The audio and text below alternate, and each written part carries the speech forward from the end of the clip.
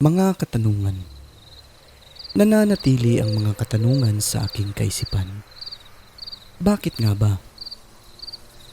Bakit nga ba nakakasalamuha natin ang ibang nilalang sa mundong ating ginagalawan? Bago ko simulan ang kwento, ay dalangin ko sa Panginoon na sana bigyan nawa tayo ng proteksyon, lakas, at yakapin ang mga taong nagdurusa. In nomine Jesu Christi. Amen.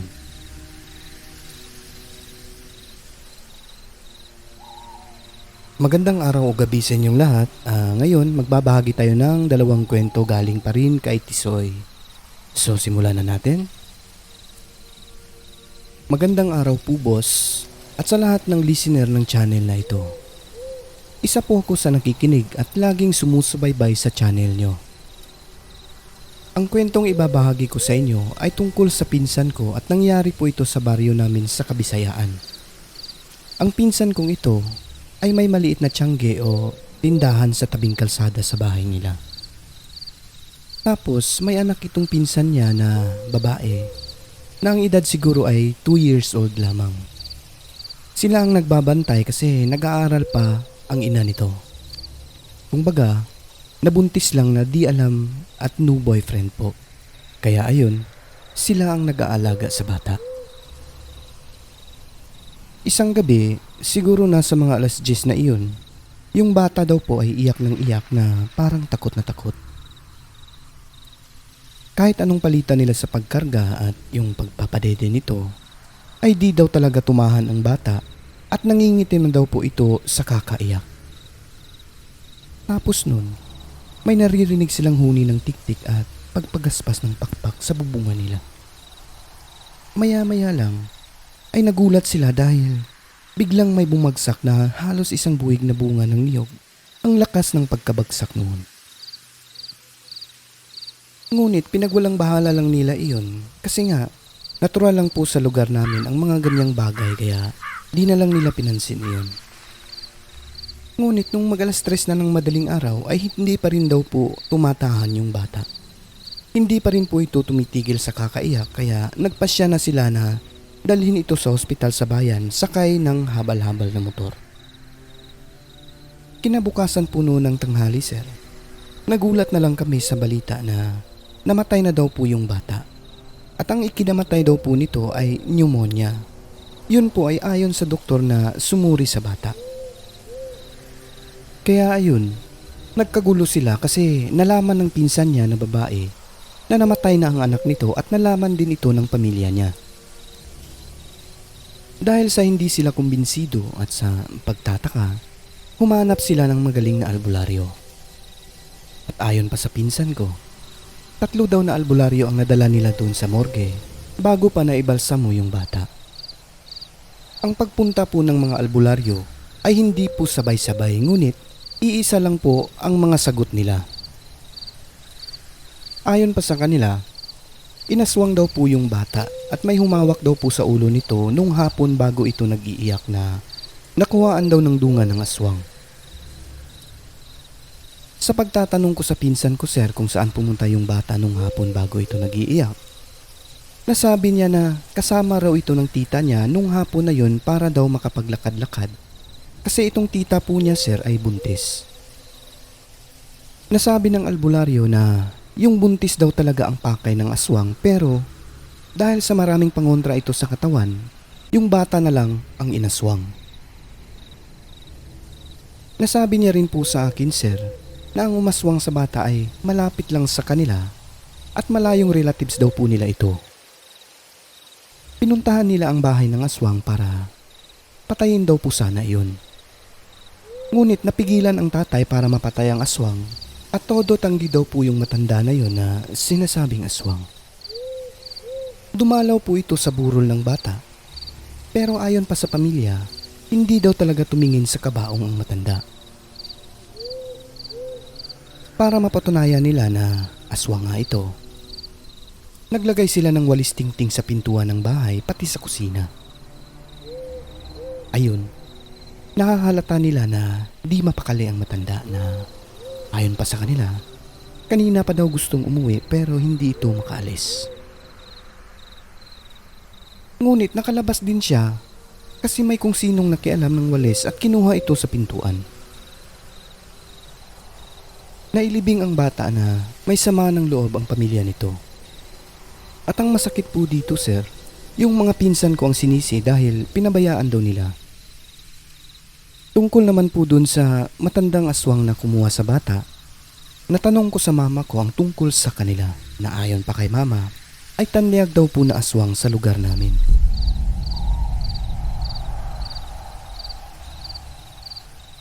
Ayon pa kay mama, kaya raw lumipat sila dyan sa bahay ng anak niya dahil nalaman din ng mga tao sa Karatig Barangay kung saan sila nakatira dati na aswang pala ang matandang iyon. Kinalaunan daw po noon, yung mga anak nito pati yung maliliit ay umalis dun sa bahay nila. Di na daw umuwi kasi baka alam daw nila na aswang yung nanay nila o yung lola nila. Ayon pa kay mama, mga gabunan daw po ang lahi nila kaya ayaw ko po talaga dyan sa lugar namin, sir. Marami po sila dyan. Hanggang dito na lang ang kwento ng pinsan ko. Maraming salamat po sa pagbibigay ng oras.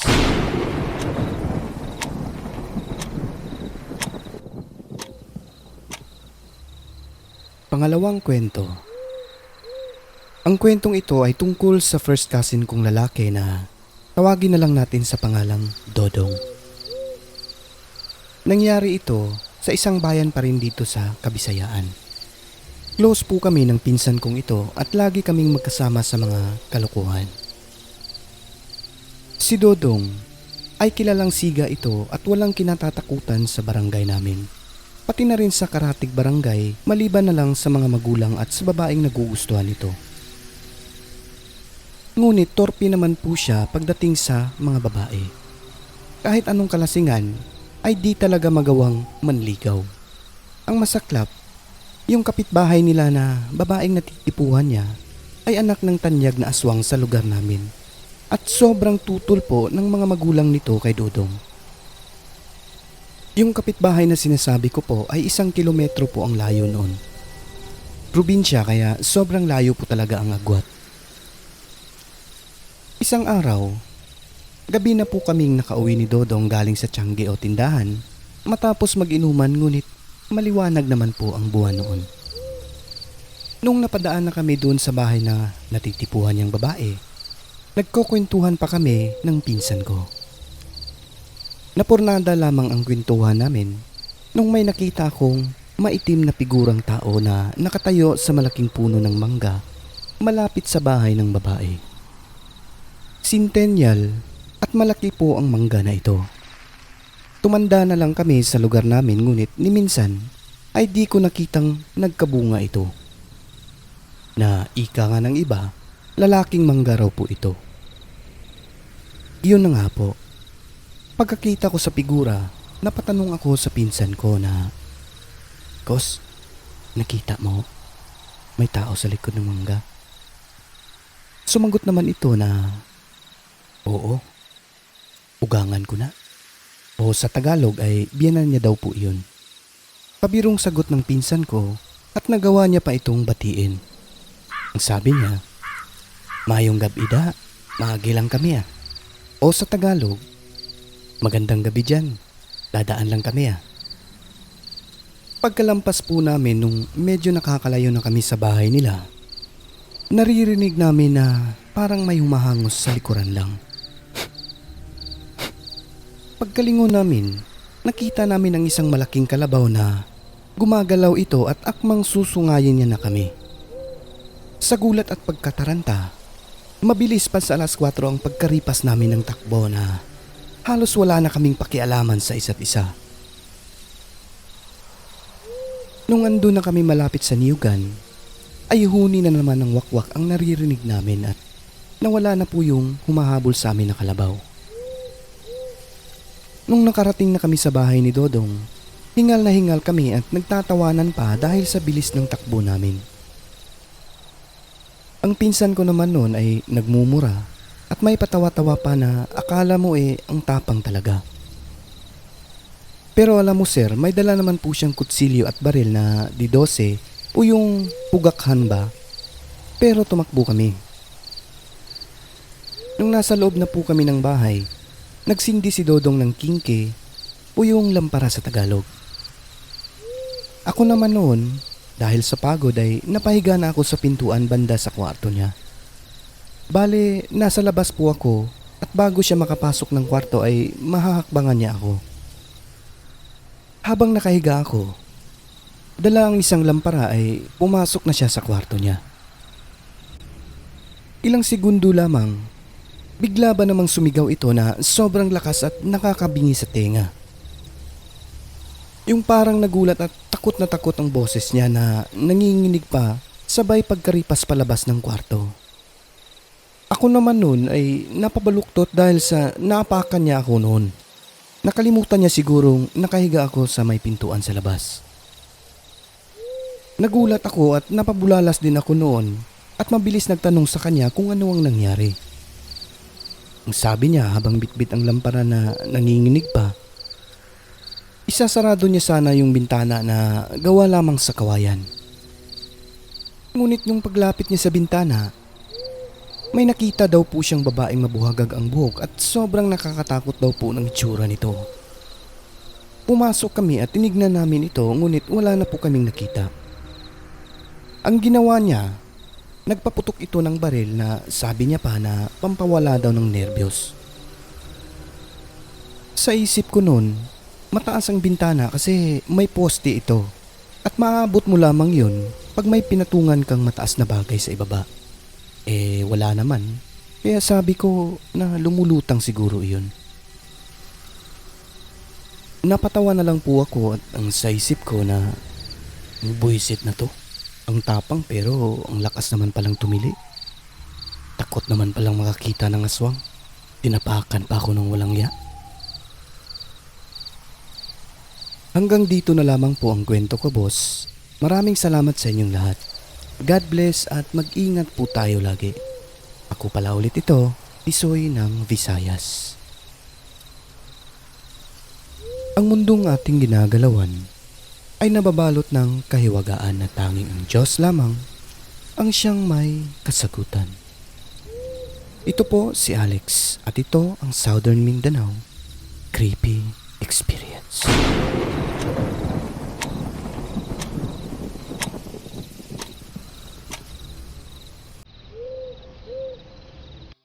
At bago po natin tuluyang lisanin ang kwentong ito, ay binabati ko po kayong lahat, lalong-lalo na yung mga new subscriber natin. No? At syempre, yung mga sender natin. No? Maraming salamat sa inyong lahat. Inaaraw-araw ko po ngayon yung pag-upload ko kasi pag dumating na yung project namin, baka ma-alternate na naman yung pag-upload natin. So, habang wala pa, tuloy-tuloy muna tayo ngayon. So, yan. Babatiin na natin yung mga nag-comment sa nakaraan nating update. Unang-una si Homer Rihuso. Ayan, yes, una ako. Ayan, una daw siya, no? Salamat, Homer Rihuso, kay Jason Morales, kay Camela Samonte. Yun, ayan, thank you. Kay Cheryl Ann Paborada, kay Xchan AG. Ayan, tamang pakinig, pampatulog, sir. Ayan, thank you. Kay Art Diaz, sir, pa-shoutout po. Ordonio family, thank you. And God bless. Ayan, thank you Arns Diaz, kay James Manlapas, kay Luna Luzada, kay Jasmine Santos, kay Rose Ulalia. Ayan, hi Sir Alex, pa-shoutout naman ng mga pinsan ko sa Mindanao, Katunaw family at Casabuena family at Puerta family. Ayan, thank you Sir. Lord Jesus guide you and God bless you always. Ayan, thank you po Rose Ulalia at sa mga family nyo. Hello po, salamat sa pagkikinig dito sa channel natin. Kay Legend Valrim, kay Mahal Igan, kay Zara Prudencio. Good evening sir, natatawa ako sa kwento habang hinahabol sila ng aswang. Ayan, thank you po. Kay John Rainiel Zacati, kay Ariel Lieri. Ayan, sabi niya, hi po, good day po. Nag-stop talaga ako sa work para lang makapag-focus sa story nyo. Thank you po, shout out po.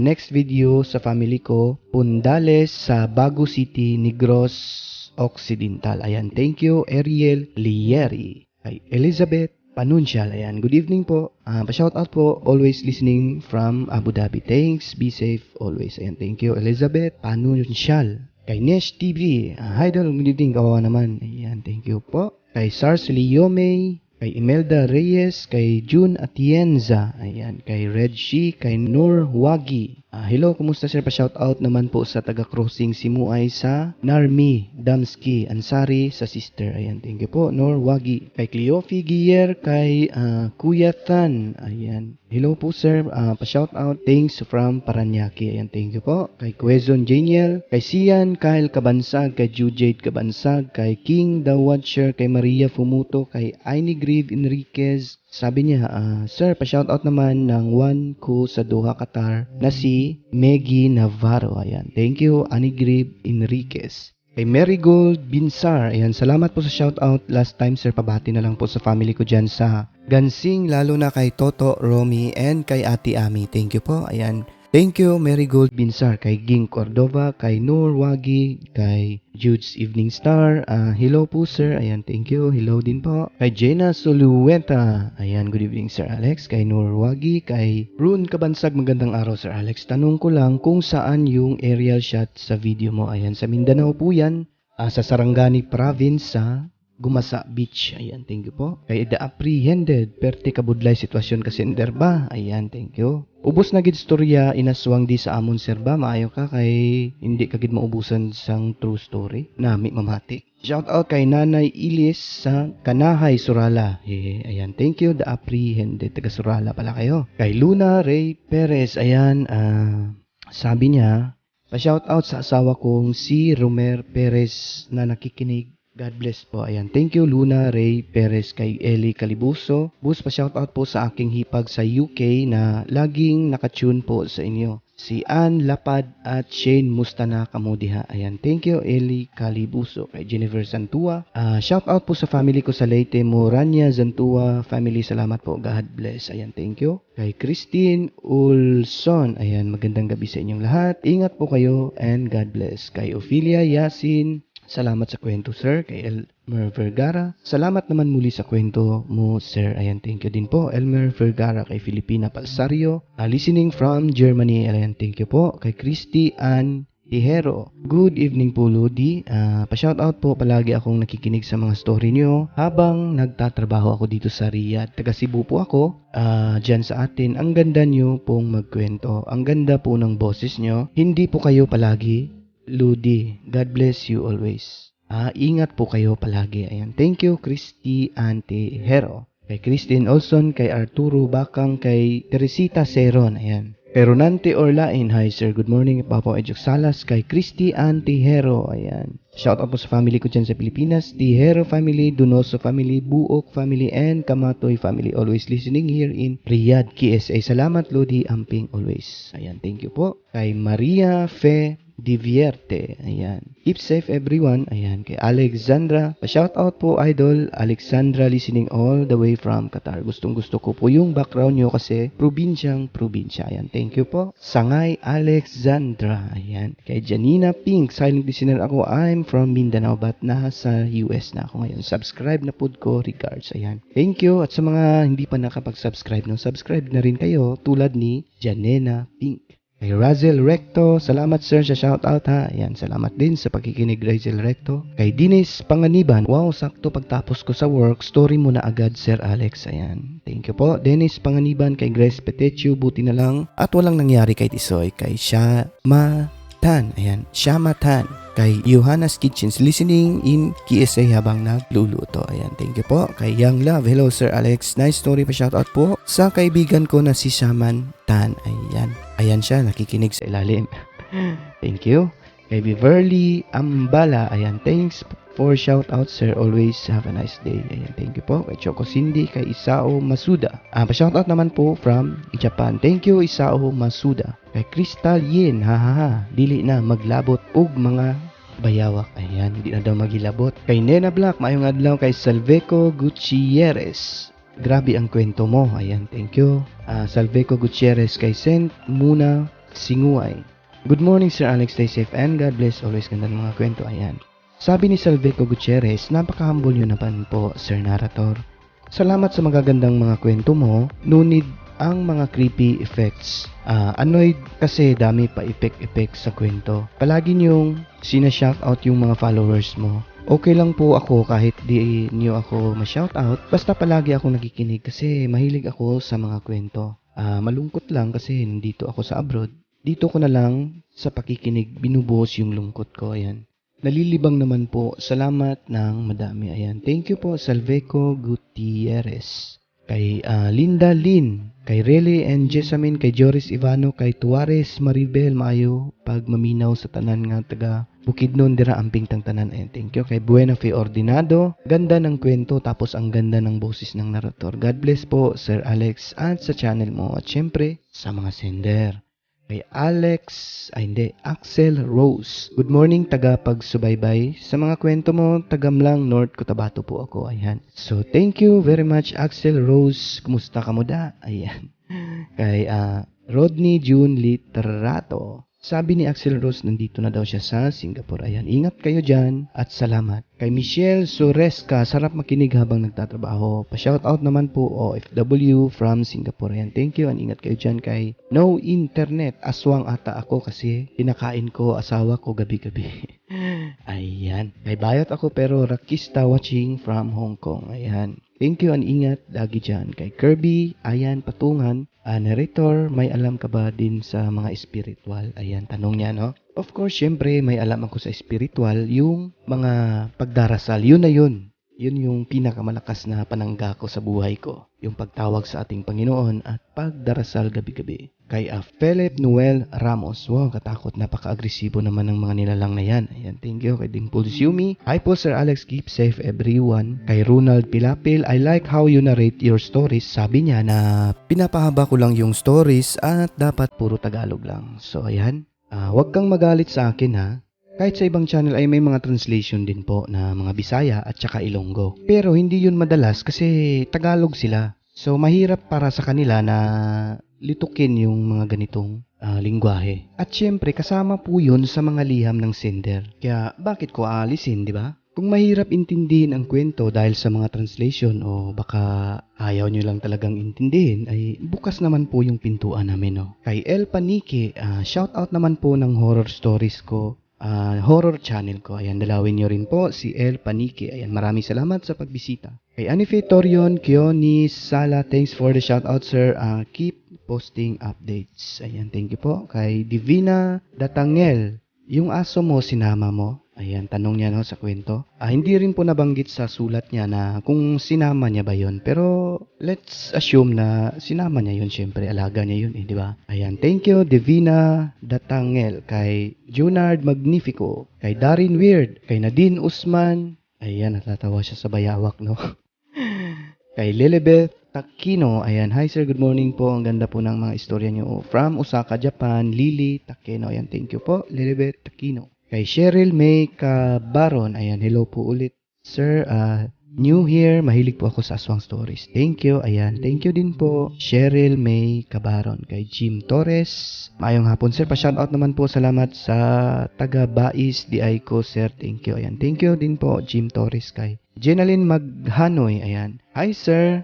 Thanks your stories. Hindi nakakasawa. From Singapore. Pa-shoutout po. Madaling Maranding, Lala, Lanao del Norte, nila ni Margie Maghanoy, Chris, Mariel Maghanoy, J. Maya Maghanoy, and Mariel Obrado. Magbinuutan mo, wala mo'y mama diha. Pray always. Ayan.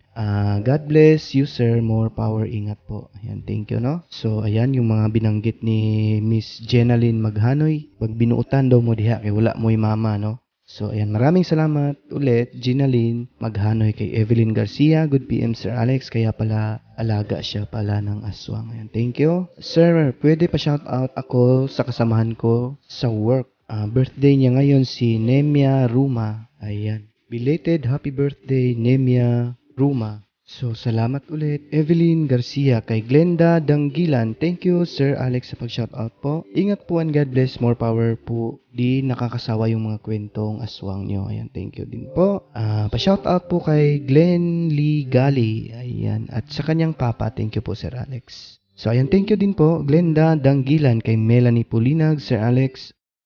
Sabi niya, Sir Alex, yan po ang lalong magpapataba ng puso ng mga listener nyo. Bukod sa magaganda ang mga stories nyo, lahat ay mababati mo o sa shoutout daw po, no? So, ayan. Thank you. Sabi niya, pa-shoutout po for Barangay Tatalon, Quezon City, sir. Salamat po. Ayan. Thank you, Melanie Pulinag, kay Miss Neng Shahin X Hunter Palaboy. Ayan. Good morning, boss. May 7 na tikbalang na nag-dislike sa video mo. Ayan. Baka nabulabog sila. Hahaha, joke. So, ayan. Hayaan na lang natin yan sila, no? Kahit papano, may contribution naman yan sila sa channel natin. Kay Marites Guevara, kumusta po ikaw, Sir Alex? Ayan, eto. Gwapo pa rin, sabi ni Mama kanina.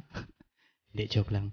Kay Jocelyn Lauz, ayan, kahalahadlok sa mga karanasan ni Tisoy ba? Kay Mugs, sabi ni Mugs, Sir Alex, good evening. I-download ko na lang po yung mga istorya mo, babaunin ko sa work. Thank you, at God bless mga letter sender mo, God bless us, ayan. So, thank you, Mugs. Kay Eric Clavano, ayan, aswang sir, pinulutan. Hindi, yung alaga daw yun ng aswang bayawak. Kay Nessie Yoshida, pa-shoutout po sir, next video, family ko sa San Fabian, Pangasinan. Thank you po. Ayan, thank you Nessie Yoshida. Kay Miss Miami Laurel, thank you Alex. At kay Eileen Mirafuente. Sabi niya, good evening po Sir Alex. Listening po ulit dito sa Saudi Arabia ng Daman. Ayan, God bless po. Ayan, thank you Eileen Mirafuente. At sa lahat ng mga silent listener ay welcome po kayo sa channel natin. Pumasok na po kayo at i-hit ang subscribe button. Huwag kalimutan ang notification bell para updated po kayo sa mga bago naming kuwento. Muli, maraming salamat po sa inyong lahat. At sa mga suportang ibinibigay po ninyo sa channel natin. Huwag kalimutang tumawag sa taas. I love you.